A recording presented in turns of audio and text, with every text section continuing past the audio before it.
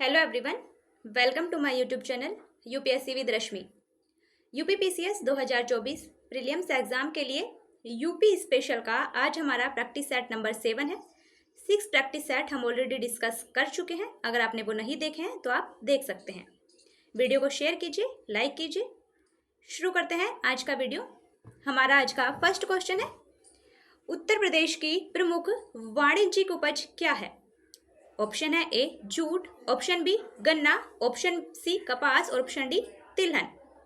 उत्तर प्रदेश की प्रमुख वाणिज्यिक उपज है, उत्तर प्रदेश की प्रमुख वाणिज्यिक फसल है गन्ना, इसलिए इसका सही आंसर ऑप्शन नंबर बी। वाणिज्यिक फसल किसे कहते हैं? वाणिज्यिक फसल उसे कहते हैं जिसका उत्पादन उसे बेचने के लिए किया जाता है, जिसका उत्पादन बाजार के लिए किया जाता है, उसे कहते हैं वाणिज्यिक फसल। तो उत्तर प्रदेश की प्रमुख वाणिज्यिक फसल है वो है गन्ना।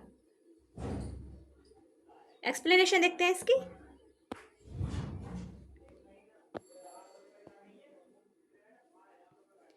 एक्सप्लेनेशन है, उत्तर प्रदेश की प्रमुख वाणिज्यिक फसल गन्ना है और उत्तर प्रदेश के कुल कृषि योग्य क्षेत्रफल के लगभग 13% भाग में गन्ने की खेती की जाती है। तो ये पॉइंट आप ध्यान रखिएगा कि उत्तर प्रदेश के कुल कृषि योग्य क्षेत्रफल के लगभग 13% भाग पर गन्ने की खेती की जाती है। उत्तर प्रदेश में देश का लगभग कितना गन्ना उत्पादित होता है? तो उत्तर प्रदेश भारत के कुल गन्ना उत्पादन का लगभग 44.50% गन्ना उत्पादित करता है और इस संदर्भ में उत्तर प्रदेश का पहला स्थान है, यानी कि उत्तर प्रदेश भारत का गन्ने उत्पादन में पहले स्थान पर आता है। तिलहन उत्पादन में राजस्थान पहले स्थान पर है, जूट में पश्चिम बंगाल पहले स्थान पर है और कपास में महाराष्ट्र पहले स्थान पर है। ये पॉइंट भी आप ध्यान रखिएगा। उत्तर प्रदेश की जो प्रमुख वाणिज्यिक फसल है वो है गन्ना, जो कि उत्तर प्रदेश के कुल कृषि योग्य क्षेत्रफल के 13% भाग पर की जाती है और उत्तर प्रदेश देश का लगभग 44.50% गन्ना उत्पादित करता है, जो कि उत्तर प्रदेश का देश में पहला स्थान है। तिलहन के मामले में पहले स्थान पर है राजस्थान, जूट के मामले में पहले स्थान पर है पश्चिम बंगाल और कपास के मामले में पहले स्थान पर है महाराष्ट्र। ये पॉइंट आपको ध्यान रखने हैं। नेक्स्ट क्वेश्चन है, उत्तर प्रदेश में उगाई गई निम्नलिखित फसलों में से किसकी अवधि न्यूनतम है? यानी यहाँ 4 जो फसल दी गई हैं, हमें बताना है कि इनमें से किस फसल की अवधि न्यूनतम है, कौन सी फसल सबसे कम समय में तैयार हो जाती है। ऑप्शन है ए चना, ऑप्शन बी मसूर, ऑप्शन सी अरहर और ऑप्शन डी मूंग। तो इसका सही आंसर ऑप्शन नंबर डी मूंग। मूंग की जो फसल है वो सबसे कम समय में तैयार हो जाती है, इसकी अवधि है लगभग 60 दिन, जबकि चना और मसूर की जो अवधि है वो है 90 दिन। ये 90 दिन में तैयार होती हैं और अरहर की अवधि सबसे अधिक है, ये तैयार होने में लगभग 260 दिन का समय लेती है। तो ये पॉइंट आप ध्यान रखिएगा। उत्तर प्रदेश में उगाई जाने वाली इन फसलों में से जो सबसे कम समय में तैयार हो जाती है वो है मूंग की फसल, जो लगभग 60 दिनों में तैयार हो जाती है। ये इसकी एक्सप्लेनेशन है।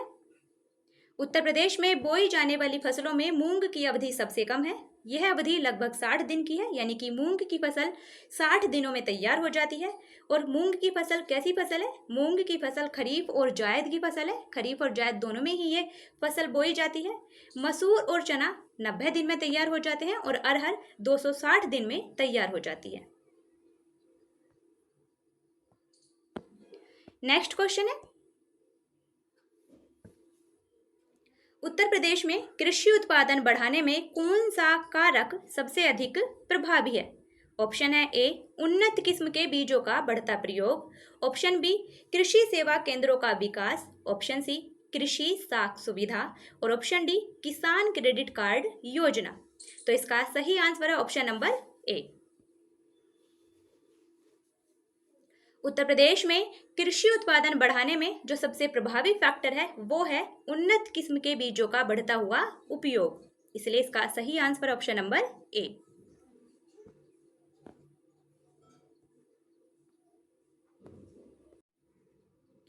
नेक्स्ट क्वेश्चन है, उत्तर प्रदेश के किस क्षेत्र में सोयाबीन की फसल मुख्यतः उगाई जाती है?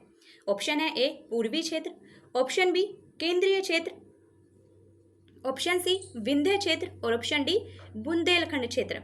तो इसका सही आंसर है ऑप्शन नंबर डी, बुंदेलखंड क्षेत्र। उत्तर प्रदेश के बुंदेलखंड क्षेत्र में सोयाबीन की फसल बोई जाती है। बुंदेलखंड के झांसी, महोबा, बांदा, जालौन, हमीरपुर इन जिलों में सोयाबीन की फसल बोई जाती है। एक्सप्लेनेशन है इसकी।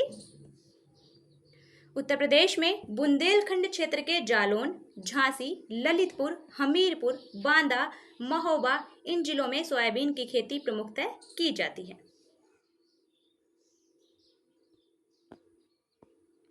नेक्स्ट क्वेश्चन है, निम्नलिखित में से किस दलहन फसल का क्षेत्रफल उत्तर प्रदेश में सर्वाधिक है? ऑप्शन है ए मूंग का, ऑप्शन बी अरहर का, ऑप्शन सी मटर का और ऑप्शन डी चने का। यानी कि उत्तर प्रदेश में किस दलहन फसल का सबसे अधिक उत्पादन किया जाता है? तो वो है ऑप्शन नंबर डी हमारा बिल्कुल सही आंसर है, चना। उत्तर प्रदेश में जिस दलहन फसल का क्षेत्रफल सबसे अधिक है वो है चना।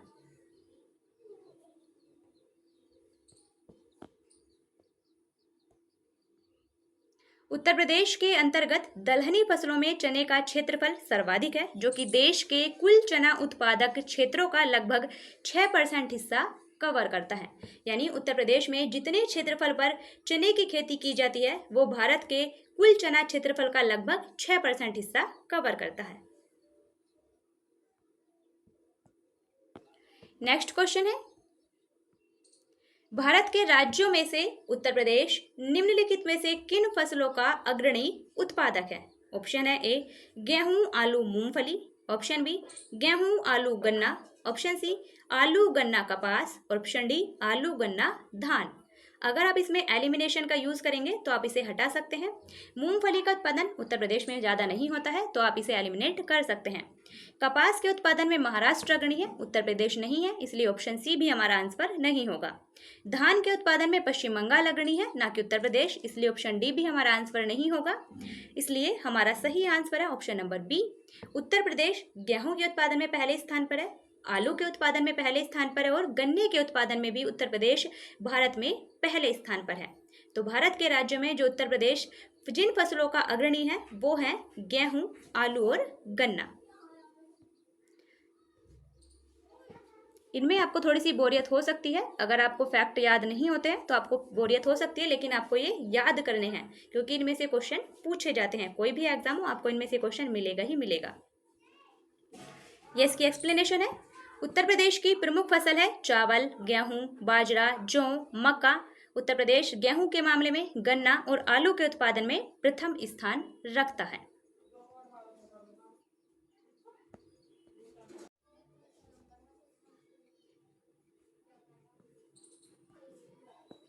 नेक्स्ट क्वेश्चन है, उत्तर प्रदेश निम्नलिखित में से किन फसलों का देश में सबसे बड़ा उत्पादक है? ये क्वेश्चन कई बार पूछे जा चुके हैं, इसलिए इन्हें ध्यान रखिएगा। उत्तर प्रदेश किन फसलों का देश में सबसे बड़ा उत्पादक है? तो उत्तर प्रदेश गन्ने का सबसे बड़ा उत्पादक है। धान के मामले में पश्चिम बंगाल का पहला स्थान है, ना कि उत्तर प्रदेश का। आलू के उत्पादन में उत्तर प्रदेश पहले स्थान पर है। तो हमारा सही आंसर होगा 1 और 3 सही है, यानी कि ऑप्शन नंबर डी हमारा बिल्कुल सही आंसर है। मक्के के मामले में उत्तर प्रदेश पहले स्थान पर नहीं है। तो ध्यान रखिएगा कि उत्तर प्रदेश गन्ना, आलू, गेहूं, दूध इन सब के मामले में पहले स्थान पर है। नेक्स्ट क्वेश्चन है, निम्नलिखित में से किस फसल के उत्पादन में उत्तर प्रदेश देश में प्रथम स्थान पर नहीं है? क्वेश्चन भी ध्यान से पढ़िएगा कि आपसे पूछा क्या गया है कि उत्तर प्रदेश किस फसल के उत्पादन में देश में प्रथम स्थान पर है या नहीं है, पूछा क्या गया है। हमसे पूछा गया है कि उत्तर प्रदेश किस फसल के उत्पादन में देश में पहले स्थान पर नहीं है। तो उत्तर प्रदेश गेहूं के उत्पादन में पहले स्थान पर है, जौ के उत्पादन में पहले स्थान पर है, गन्ने के उत्पादन में भी पहले स्थान पर है, लेकिन चावल के उत्पादन में उत्तर प्रदेश पहले स्थान पर नहीं है। इसलिए इसका सही आंसर है ऑप्शन नंबर डी। चावल के उत्पादन में पश्चिम बंगाल पहले स्थान पर है और उत्तर प्रदेश दूसरे स्थान पर है। ये इसकी एक्सप्लेनेशन है। उत्तर प्रदेश में भारत के समग्र खाद्यान्न उत्पादन का, यानी कि उत्तर प्रदेश भारत के कुल खाद्यान्न उत्पादन का लगभग 8-9% भाग उत्पादित करता है और समग्र खाद्यान्न उत्पादन की दृष्टि से पहले स्थान पर है। यानी अगर टोटल खाद्यान्न की दृष्टि से देखें तो उत्तर प्रदेश का देश में पहला स्थान है। दूसरा स्थान है मध्य प्रदेश का खाद्यान्न उत्पादन की दृष्टि से और तीसरा स्थान है पंजाब का। तो ये पॉइंट आप ध्यान रखिएगा। स्टार्टिंग के तीनों ही राज्य आप ध्यान रखिएगा कि भारत में खाद्यान्न के मामले में पहले स्थान पर है उत्तर प्रदेश, दूसरे स्थान पर है मध्य प्रदेश और तीसरे स्थान पर है पंजाब। उत्तर प्रदेश गेहूं के मामले में, गन्ने के मामले में, आलू के मामले में देश में पहले स्थान पर है। चावल उत्पादन में उत्तर प्रदेश दूसरे स्थान पर है, जबकि पश्चिम बंगाल चावल उत्पादन में पहले स्थान पर है। तो ये सभी पॉइंट आपको ध्यान रखने हैं। नेक्स्ट क्वेश्चन है, भारत में उत्तर प्रदेश का द्वितीय स्थान है उत्पादन में। ऑप्शन है ए गन्ने के, ऑप्शन बी धान के, ऑप्शन सी आलू के और ऑप्शन डी गेहूं के। तो किस फसल के उत्पादन में उत्तर प्रदेश का भारत में दूसरा स्थान है? वो है धान यानी चावल। तो हमारा सही आंसर है ऑप्शन नंबर बी, धान। धान के उत्पादन में उत्तर प्रदेश दूसरे स्थान पर है, जबकि गन्ने के उत्पादन में, आलू के उत्पादन में और गेहूं के उत्पादन में उत्तर प्रदेश पहले स्थान पर है। नेक्स्ट क्वेश्चन है, भारत में हरित क्रांति के लिए ब्रेड बास्केट कहे जाने वाले राज्य हैं। ऑप्शन है ए उत्तर प्रदेश, मध्य प्रदेश और पंजाब, ऑप्शन बी पंजाब, उत्तर प्रदेश, पंजाब और हरियाणा, ऑप्शन सी उत्तर प्रदेश, पंजाब और कर्नाटक और ऑप्शन नंबर डी उपर्युक्त में से कोई नहीं। तो इसका सही आंसर है option number B, Uttar Pradesh, Punjab और हरियाणा। भारत में हरित क्रांति के लिए ब्रेड बास्केट कहे जाने वाले राज्य हैं उत्तर प्रदेश, पंजाब और हरियाणा। और भारत में हरित क्रांति का जनक कहा जाता है डॉक्टर एम.एस. स्वामीनाथन को, ये आप ध्यान रखिएगा। और वैश्विक स्तर पर हरित क्रांति का जनक कहा जाता है प्रोफेसर नॉर्मन अर्नेस्ट बोरलॉग को, यानी कि नॉर्मन ई बोरलॉग को। पूरा नाम है नॉर्मन अर्नेस्ट बोरलॉग। तो ये भी पॉइंट आप ध्यान रखिएगा।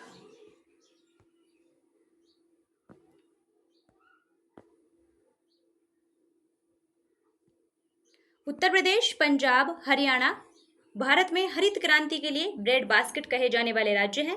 भारत में 1966-67 में हरित क्रांति की शुरुआत की गई थी। देश में अधिक उपज देने वाली उन्नत किस्म के बीजों का यूज किया गया था, जिसके माध्यम से कृषि के उत्पादन में अभूतपूर्व वृद्धि हुई थी, जिसे हरित क्रांति की संज्ञा दी गई थी। वैश्विक दृष्टि से हरित क्रांति का जनक माना जाता है प्रोफेसर नॉर्मन बोरलॉग को, किंतु भारत में हरित क्रांति का जनक कहा जाता है एम.एस. स्वामीनाथन को। तो ये सभी पॉइंट आप ध्यान रखिएगा। नेक्स्ट क्वेश्चन, निम्नलिखित में से कौन सा युग्म सही सुमेलित नहीं है? इनमें से कौन सा युग्म गलत सुमेलित है, हमें वो बताना है। एक तरफ है वन्य जीव अभ्यारण्य और दूसरी तरफ है उनकी स्थिति। ऑप्शन नंबर ए है हमारा महावीर स्वामी वन्य जीव अभ्यारण्य। महावीर स्वामी वन्य जीव अभ्यारण्य ललितपुर जिले में है, बिल्कुल सही सुमेलित है। ये उत्तर प्रदेश के ललितपुर जिले में है, इसलिए बिल्कुल सही सुमेलित है। ऑप्शन नंबर बी है लाख बहुशी अभ्यारण्य। लाख बहुशी अभ्यारण्य उत्तर प्रदेश के कन्नौज जिले में है, यह भी बिल्कुल सही सुमेलित है। ऑप्शन नंबर सी है किशनपुर वन्यजीव अभ्यारण्य। किशनपुर वन्यजीव अभ्यारण्य उत्तर प्रदेश के लखीमपुर खीरी जिले में है, ना कि बलरामपुर जिले में, इसलिए ये हमारा गलत सुमेलित है और हमें गलत ही बताना था, इसलिए इसका सही answer option number C, Kishanpur वन्यजीव अभ्यारण्य उत्तर प्रदेश के लखीमपुर खीरी जिले में स्थित है।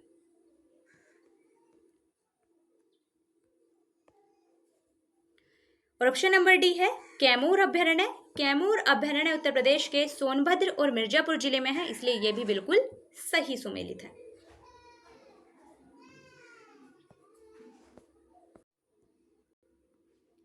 ये इसकी एक्सप्लेनेशन है। महावीर स्वामी वन्यजीव अभ्यारण्य ललितपुर जिले में है, लाख बहुशी अभ्यारण्य कन्नौज जिले में है, किशनपुर वन्यजीव अभ्यारण्य लखीमपुर खीरी जिले में है और कैमूर अभ्यारण्य मिर्जापुर और सोनभद्र जिले में है। तो ये सभी पॉइंट आप ध्यान रखिएगा कि कौन सा वन्यजीव अभ्यारण्य किस जिले में स्थित है। Next question,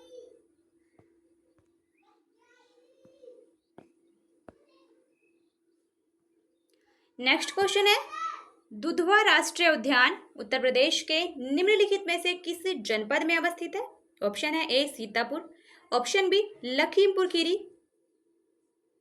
option C Katarniya Ghat और ऑप्शन डी कालेसर। तो इसका सही answer option number B Lakhimpur Kheri. जो दुधवा राष्ट्रीय उद्यान है वो उत्तर प्रदेश के लखीमपुर खीरी जिले में स्थित है।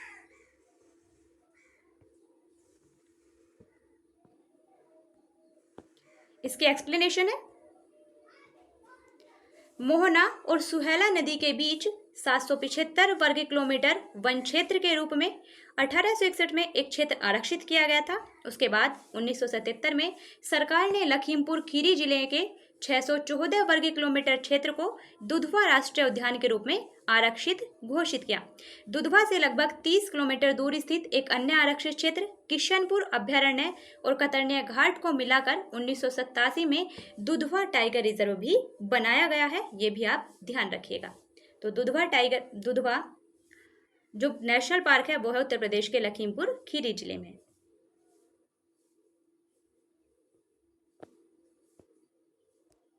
नेक्स्ट क्वेश्चन है, निम्नलिखित में से कौन वन्य जीव अभ्यारण्य उत्तर प्रदेश में स्थित नहीं है? इनमें से कौन सा वन्य जीव अभ्यारण्य यानी कि wild life sanctuary Uttar Pradesh में स्थित नहीं है? ऑप्शन है A Kishanpur, option B Surhatal, option C Katarniya Ghat और ऑप्शन डी कालेसर। तो इसका सही answer option number D Kalesar. Kalesar Uttar Pradesh में नहीं है बल्कि कालेसर हरियाणा में स्थित है, इसलिए इसका सही आंसर ऑप्शन नंबर डी। जबकि किशनपुर, सुरहाताल और कतरनिया घाट ये तीनों ही वन्य जीव अभ्यारण्य उत्तर प्रदेश में स्थित है। एक्सप्लेनेशन देखते हैं इसकी। किशनपुर वन्यजीव अभ्यारण्य उत्तर प्रदेश के लखीमपुर खीरी जिले में स्थित है। ये पॉइंट ध्यान रखिएगा। किशनपुर दुधवा राष्ट्रीय उद्यान का ही एक शाखा है। जो किशनपुर वन्यजीव अभ्यारण्य है वो दुधवा राष्ट्रीय उद्यान की ही एक शाखा है और दुधवा टाइगर प्रोजेक्ट योजना के अंतर्गत शामिल किया जाता है। जो दुधवा राष्ट्रीय उद्यान है वो दुधवा टाइगर रिजर्व भी कहते हैं उसे। 1987 में से दुधवा टाइगर रिजर्व बनाया गया था।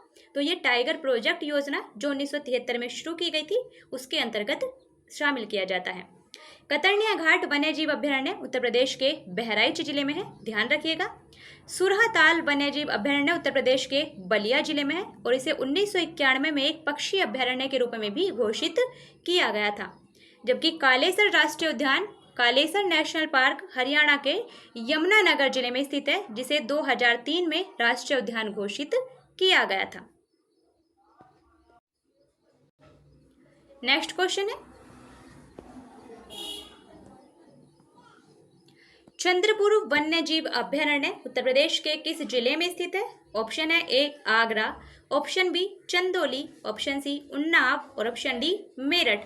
इसका सही answer option number B Chandauli. जो चंद्रप्रभा वन्यजीव अभ्यारण्य है वो उत्तर प्रदेश के चंदौली जिले में स्थित है, इसलिए सही आंसर ऑप्शन नंबर बी।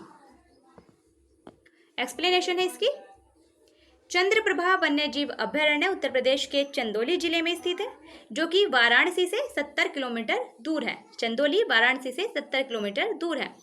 इस अभ्यारण्य की स्थापना 1957 में की गई थी। जो चंद्रप्रभा वन्यजीव अभ्यारण्य है उसकी स्थापना 1957 में की गई थी। और चंद्रप्रभा वन्यजीव अभ्यारण्य की स्थापना क्यों की गई थी? चंद्रप्रभा वन्यजीव अभ्यारण्य की स्थापना की गई थी एशियाई शेरों को संरक्षण प्रदान करने के लिए। साथ ही शेरों के अलावा यहाँ पर शाही, काले हिरन, चीतल, जंगली सुअर, सांभर, नीलगाय और भारतीय चिंकारा जैसे कई जानवर भी पाए जाते हैं। तो इसमें 2 पॉइंट ध्यान रखिएगा। चंद्रप्रभा वन्यजीव अभ्यारण्य उत्तर प्रदेश के चंदौली जिले में है। 1957 में स्थापना की गई थी एशियाई शेरों को संरक्षण प्रदान करने के लिए। नेक्स्ट क्वेश्चन है,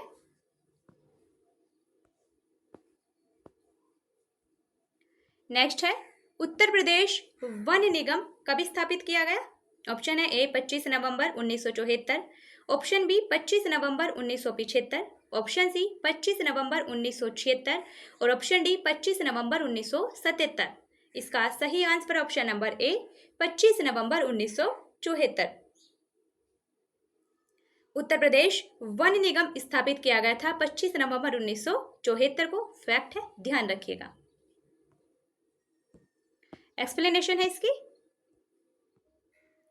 उत्तर प्रदेश में वनों को अधिक प्रभावी बनाने के लिए, उनके संरक्षण, विकास और वन उपज के वैज्ञानिक विदोहन के लिए स्थानीय प्राधिकरण के रूप में उत्तर प्रदेश वन निगम अधिनियम 1974 के अंतर्गत 25 नवंबर 1974 को उत्तर प्रदेश वन निगम की स्थापना की गई थी और इसका मुख्यालय लखनऊ में है। ये पॉइंट भी आप ध्यान रखिएगा। नेक्स्ट क्वेश्चन है, निम्नलिखित में से बाघों के संरक्षण से संबंधित कौन सा स्थल उत्तर प्रदेश में स्थित है? ऑप्शन है A Sariska, option B Amangarh, option C Jim Corbett और ऑप्शन डी पन्ना। इनमें से कौन सा स्थल बाघों के संरक्षण से संबंधित है? इसका सही आंसर है ऑप्शन नंबर बी अमनगढ़। जो अमनगढ़ उत्तर प्रदेश में जो अमनगढ़ स्थल है वो बाघों के संरक्षण से संबंधित है। एक्सप्लेनेशन है इसकी। उत्तर प्रदेश में बाघों के संरक्षण के लिए 3 टाइगर रिजर्व स्थापित किए गए थे। अभी ज्यादा है, पहले एक्सप्लेनेशन पूरी देखते हैं फिर बताएंगे। उत्तर प्रदेश में पहले बाघों के संरक्षण के लिए 3 टाइगर रिजर्व स्थापित किए गए थे। पहला टाइगर रिजर्व था दुधवा टाइगर रिजर्व, जो कि लखीमपुर खीरी में है और 1957 में इसकी स्थापना की गई थी। तो पहला tiger reserve Dudhwa tiger reserve Uttar Pradesh के लखीमपुर खीरी जिले में है, 1957 में स्थापना की गई थी। दूसरा टाइगर रिजर्व था अमनगढ़ टाइगर रिजर्व, कहाँ है? उत्तर प्रदेश के बिजनौर जिले में है, 2012 में इसकी स्थापना की गई थी। और तीसरा टाइगर रिजर्व था पीलीभीत टाइगर रिजर्व, जिसकी स्थापना की गई थी 2014 में। और हाल ही में उत्तर प्रदेश के रानीपुर वन्यजीव अभयारण्य को उत्तर प्रदेश के चौथे टाइगर रिजर्व के रूप में मान्यता दी गई थी। तो उत्तर प्रदेश में अभी हाल ही में बना है रानीपुर वन्यजीव अभयारण्य, जिसे टाइगर रिजर्व के रूप में मान्यता दी गई थी। ये कहाँ पर है? चित्रकूट में है। और जो कि ये भारत का 53वां बाघ अभयारण्य की 53वां टाइगर रिजर्व घोषित किया गया था। यानी जो उत्तर प्रदेश का रानीपुर वन्यजीव अभयारण्य है उसे टाइगर रिजर्व का दर्जा दिया गया। उत्तर प्रदेश का चौथा टाइगर रिजर्व बना था और भारत का 53वां बाघ अभयारण्य बना था। और ये कहाँ पर है? बुंदेलखंड क्षेत्र में उत्तर प्रदेश का पहला टाइगर रिजर्व था। जो रानीपुर वन्यजीव अभयारण्य है वो बुंदेलखंड क्षेत्र में पहला टाइगर रिजर्व था। अब देख लेते हैं टाइगर संरक्षण योजना के बारे में। जो बाघ संरक्षण परियोजना है, भारत में बाघ संरक्षण परियोजना 1 अप्रैल 1973 को शुरू की गई थी तत्कालीन प्रधानमंत्री इंदिरा गांधी के द्वारा। और देश के प्रथम राष्ट्रीय उद्यान जिम कार्बेट राष्ट्रीय उद्यान, जो कि उत्तराखंड में है, वहां से इसका शुभारंभ किया गया था। तो इसमें आपको कई पॉइंट ध्यान रखने हैं, इसलिए इस एक्सप्लेनेशन को ध्यान से पढ़िएगा और इसे जो पॉइंट याद करने वाले हैं उन्हें आप याद भी करिएगा। नेक्स्ट क्वेश्चन है, निम्नलिखित में से कौन सा रामसर स्थल उत्तर प्रदेश में स्थित नहीं है? यहाँ 4 रामसर स्थल दिए गए हैं, हमें बताना है कि इनमें से कौन सा रामसर स्थल उत्तर प्रदेश में नहीं है। ऑप्शन है ए सूर सरोवर, ऑप्शन बी समसपुर पक्षी अभ्यारण्य, ऑप्शन सी सरसई नावर झील, ये नवार नहीं है, सरसई नावर झील, और ऑप्शन डी सुरिनसर मानसर झील। तो इसका सही आंसर होगा option number D Surinsar Mansar झीलें। ये उत्तर प्रदेश में नहीं है बल्कि ये जम्मू कश्मीर में है, इसलिए इसका सही answer option number D Surinsar Mansar झील। जबकि सूर सरोवर जो रामसर स्थल है वो कहाँ पर है? वो उत्तर प्रदेश में आगरा में स्थित है। समसपुर पक्षी अभ्यारण्य रायबरेली में है। सरसई नावर झील उत्तर प्रदेश के इटावा में स्थित है, जबकि सुरिनसर मानसर झीलें जम्मू कश्मीर में है। इसलिए इसका सही आंसर ऑप्शन नंबर डी कि इनमें से सुरिनसर मानसर झीलें जो रामसर स्थल है वो उत्तर प्रदेश में स्थित नहीं है। एक्सप्लेनेशन है इसकी। सुरिनसर मानसर झीलें जम्मू कश्मीर राज्य में, जम्मू कश्मीर जो वर्तमान केंद्र शासित प्रदेश है उसके जम्मू जिले में स्थित है। और सुरिनसर मानसर झीलों को जुड़वा झीलें भी कहा जाता है, ये पॉइंट भी ध्यान रखिएगा। जबकि जो सूर सरोवर है वो आगरा में है, समसपुर पक्षी अभ्यारण्य रायबरेली में है और सरसई नावर झील उत्तर प्रदेश के इटावा में स्थित है। इन्हें रामसर स्थल घोषित किया जा चुका है।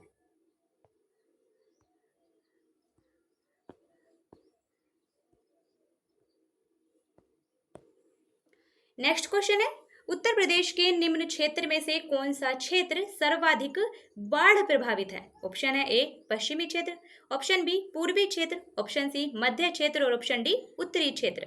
इसका सही आंसर ऑप्शन नंबर बी पूर्वी क्षेत्र। उत्तर प्रदेश का जो पूर्वी क्षेत्र है वो सर्वाधिक बाढ़ प्रभावित क्षेत्र है। एक्सप्लेनेशन देखते हैं। सर्वाधिक बाढ़ प्रभावित क्षेत्र उत्तर प्रदेश का पूर्वी क्षेत्र है। इसे भौगोलिक रूप से तराई क्षेत्र भी कहा जाता है। यह क्षेत्र समतल और नम है, आर्द्र है। इसका निर्माण महीन अवसादों से हुआ है। दक्षिण के पठारी क्षेत्र और मध्य के मैदानी क्षेत्र यानी कि गंगा यमुना के दोआब को मध्य क्षेत्र कहा जाता है। यमुना और गंडक नदियां इस विशाल मैदानी प्रदेश की क्रमशः पश्चिमी और पूर्वी सीमाएं निर्धारित करती हैं। जो मध्य मैदान है, यमुना और गंडक नदियां उसकी पूर्वी और पश्चिमी सीमा बनाती हैं और मध्य मैदान का जो ढाल है वो उत्तर पश्चिम से दक्षिण पूर्व की ओर है।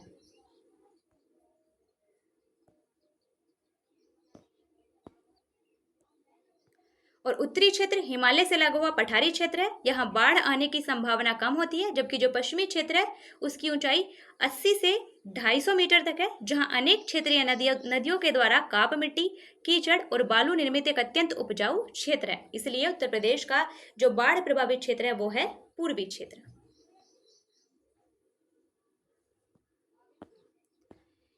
नेक्स्ट क्वेश्चन है, सूची 1 को सूची 2 से मिलाना है। एक तरफ है नगर और दूसरी तरफ है नदियां। तो हमें बताना है कौन सा नगर किस नदी के किनारे पर स्थित है।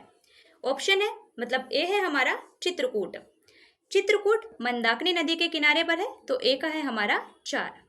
बी है जौनपुर, जौनपुर गोमती नदी के तट पर है, बी का है हमारा 2। सी है मथुरा, मथुरा यमुना नदी के तट पर है, सी का है हमारा 1। और डी है अयोध्या, अयोध्या सरयू नदी के तट पर है, डी का है हमारा 3। हमारा सही आंसर है 4, 2, 1, 3 यानी ऑप्शन नंबर बी हमारा सही आंसर है। चित्रकूट मंदाकिनी नदी के किनारे स्थित है, जौनपुर गोमती नदी के तट पर है, मथुरा यमुना नदी के तट पर है और अयोध्या सरयू नदी के तट पर है।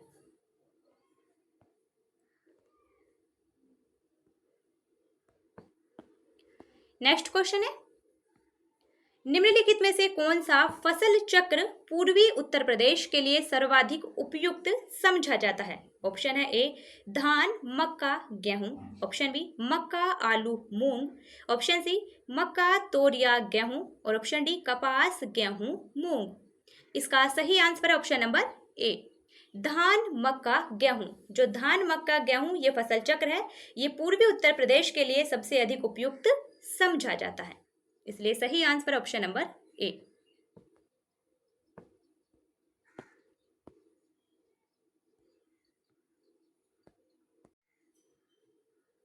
नेक्स्ट क्वेश्चन है, निम्नांकित में से किस फसल का उत्तर प्रदेश भारत में सर्व प्रमुख उत्पादक है। ऑप्शन है ए चना, ऑप्शन बी ज्वार, ऑप्शन सी मक्का और ऑप्शन डी गेहूं। तो इसका सही आंसर ऑप्शन नंबर डी गेहूं। उत्तर प्रदेश गेहूं के उत्पादन में पहले स्थान पर है, जबकि जो चने का उत्पादन होता है वो मध्य प्रदेश में सबसे ज्यादा होता है। ये पॉइंट भी ध्यान रखिएगा। चने के उत्पादन में मध्य प्रदेश प्रमुख उत्पादक राज्य है, जबकि गेहूं के उत्पादन में उत्तर प्रदेश प्रमुख उत्पादक राज्य है। एक्सप्लेनेशन है, उत्तर प्रदेश में सर्वाधिक मात्रा में गेहूं, आलू और गन्ना इनकी पैदावार होती है, जबकि चने के उत्पादन में मध्य प्रदेश पहले स्थान पर है।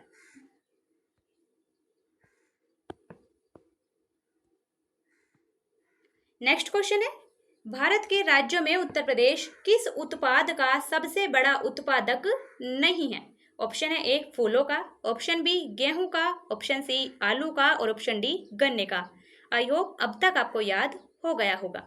उत्तर प्रदेश गेहूं का सबसे बड़ा उत्पादक है, गन्ने का सबसे बड़ा उत्पादक है और आलू का भी सबसे बड़ा उत्पादक है, जबकि उत्तर प्रदेश फूलों का सबसे बड़ा उत्पादक नहीं है। इसलिए इसका सही आंसर होगा ऑप्शन नंबर ए। फूलों का जो सबसे बड़ा उत्पादक है वो है तमिलनाडु।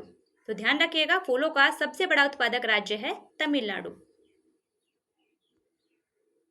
शायद यकीन नहीं होगा, लेकिन फूलों का सबसे ज्यादा उत्पादन तमिलनाडु में ही होता है। उत्तर प्रदेश फूलों का सबसे बड़ा उत्पादक नहीं है। फूल उत्पादन में प्रथम राज्य है तमिलनाडु।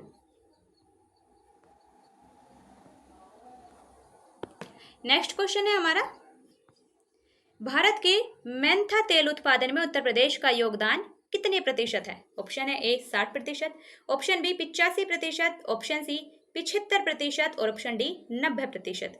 इसका सही answer option number D 90%। Bharat के मेंथा तेल उत्पादन में जो उत्तर प्रदेश का योगदान है वो है 90%।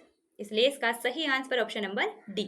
और इस मेंथा तेल से क्या होता है? इसका उपयोग किया जाता है सुगंध के लिए, इसकी सुगंध के लिए इसका इस्तेमाल किया जाता है। एक्सप्लेनेशन है इसकी। भारत के मेंथा तेल उत्पादन में उत्तर प्रदेश का योगदान 90% है। मेंथा की खेती कहाँ कहाँ होती है? उत्तर प्रदेश में बदायूं, रामपुर, मुरादाबाद में बरेली, पीलीभीत, बाराबंकी, फैजाबाद, अंबेडकर नगर, लखनऊ, इन जिलों में किसानों के द्वारा बड़े पैमाने पर मेंथा की खेती की जाती है। इसके तेल का उपयोग सुगंध के लिए और औषधि बनाने के लिए किया जाता है।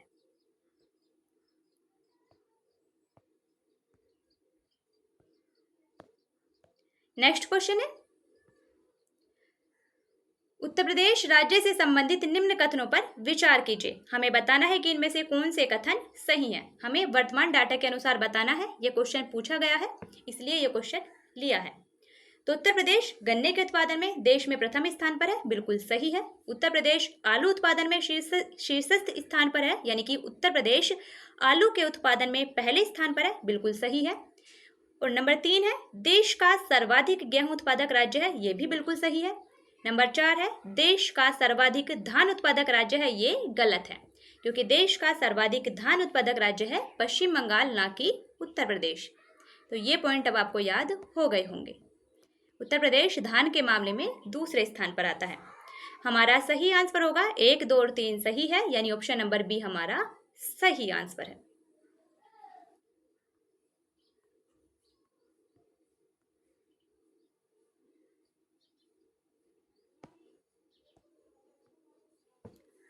तो ये था हमारा आज का वीडियो, जिसमें हमने उत्तर प्रदेश से रिलेटेड कुछ क्वेश्चन डिस्कस किए हैं। 6 पार्ट हम ऑलरेडी डिस्कस कर चुके हैं। अगर आपने वो पार्ट नहीं देखे हैं तो आप देख सकते हैं। अच्छे से पढ़िए, रिवाइज कीजिए। आपको सभी पार्टों के जो PDF हैं वो उनके डिस्क्रिप्शन में मिल जाएंगे। वीडियो को शेयर कीजिए, लाइक कीजिए। फिर मिलते हैं नेक्स्ट वीडियो में, तब तक के लिए बेस्ट ऑफ लक। और आपका जो भी डाउट हो, जो भी कोई क्वेश्चन हो, आप कमेंट बॉक्स में लिख सकते हैं।